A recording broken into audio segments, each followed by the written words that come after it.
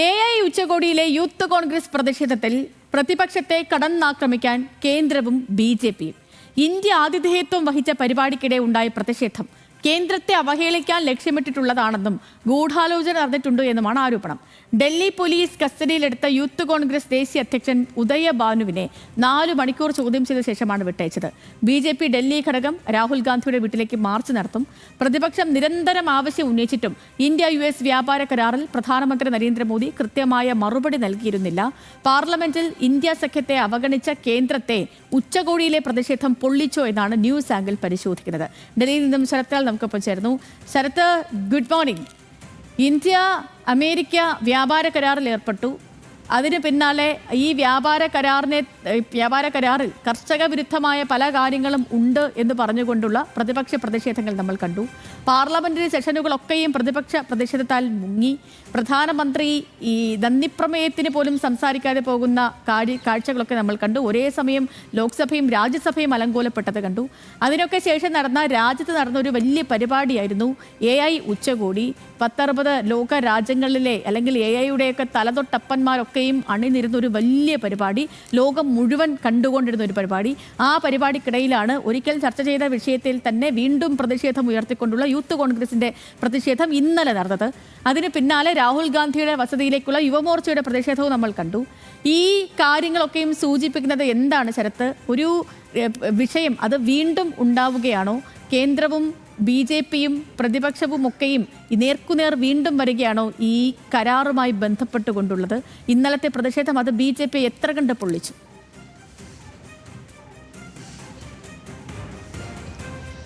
Good morning Sethulakshmi. അതുതന്നെയാണ് ഇപ്പോൾ ഏറ്റവും പ്രധാനപ്പെട്ട വിഷയം. ഇന്ത്യ-US കരാർ വീണ്ടും പൊങ്ങി വരുന്നു എന്നുള്ളത് തന്നെയാണ്.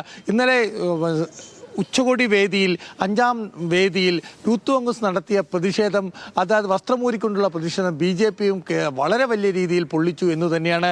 ഇപ്പോൾ BJP വ്യക്തമാക്കിയിരിക്കുന്നത് കോൺഗ്രസ് ഓഫീസിലേക്ക് 10 മണിക്ക് BJP ഡൽഹി സംസ്ഥാന ഘടകത്തിൻ്റെ നേതൃത്വത്തിൽ, സംസ്ഥാന അധ്യക്ഷൻ്റെ നേതൃത്വത്തിൽ മാർച്ച് ചെയ്യുമെന്നാണ്.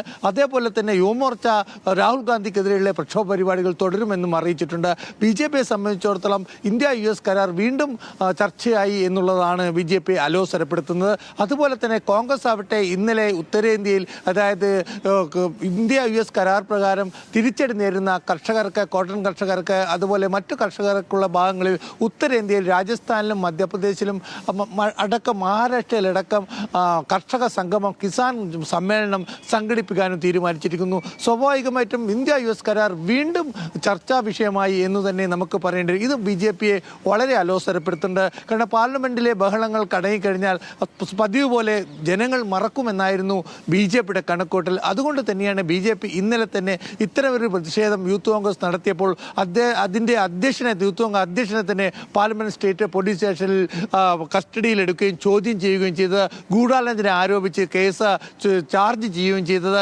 ഏതായാലും ഒരു കാര്യം ഉറപ്പാണ്, BJP ഇതിനെ രാഷ്ട്രീയപരമായി നേടാനാണ് ഇപ്പോൾ തീരുമാനിച്ചിരിക്കുന്നത്. ഈ വേദിയിൽ, ഉച്ചകോടി വേദിയിൽ ഉണ്ടായിരുന്നത് ഇന്ത്യയെ നാണം കെടുത്താനുള്ള രാഹുൽ ഗാന്ധിയുടെ ബോധപൂർവമായ ശ്രമം എന്നാണെന്നാണ് BJPയുടെ ആരോപണം. അതുതന്നെയാണ് ഇപ്പോൾ BJP കോൺഗ്രസ് ഹെഡ്ക്വാർട്ടേഴ്സിലേക്ക് 24 അക്ബർ റോഡിലേക്ക് ഇന്ന് 10 മണിക്ക് നടത്തുന്ന പ്രതിഷേധവും അത് മാത്രം ഉന്നയിച്ചു കൊണ്ടുള്ളതാണ്. അതുകൊണ്ട് തന്നെ ഇന്ത്യ-US കരാറിനെ പ്രതിരോധിച്ചുകൊണ്ട് അല്ലെങ്കിൽ അനുകൂലിച്ചുകൊണ്ട് BJP രംഗത്ത് വരും. അതേപോലെ തന്നെ കോൺഗ്രസ് ആവട്ടെ ഉത്തരേന്ത്യയിൽ മുഴുവൻ കർഷക സമ്മേളനങ്ങളും കർഷക പ്രക്ഷോഭവും സംഘടിപ്പിക്കാൻ തീരുമാനിക്കുകയും ചെയ്തിട്ടുണ്ട്. സേതു, ഏതായാലും വരും ദിവസങ്ങളിൽ ഈ ഇന്ത്യ-US കരാർ വീണ്ടും പ്രതിപക്ഷവും ഭരണപക്ഷവും തമ്മിലുള്ള ഏറ്റുമുട്ടലിലേക്ക് മാറുമെന്ന കാര്യത്തിൽ സംശയമില്ല. സേതുലക്ഷ്മി. ഓക്കെ ശരത്ത്, ശരി, വ്യക്തമാണ്. നോക്കൂ പ്രിയപ്പെട്ട പ്രേക്ഷകരെ, വീണ്ടും ഇന്ത്യ-US വ്യാപാര കരാറിൽ ചർച്ചകൾ നടക്കും അല്ലെങ്കിൽ പ്രതിഷേധം നടക്കും എന്ന സൂചനയാണ് ഇതൊക്കെ നൽകുന്നതും.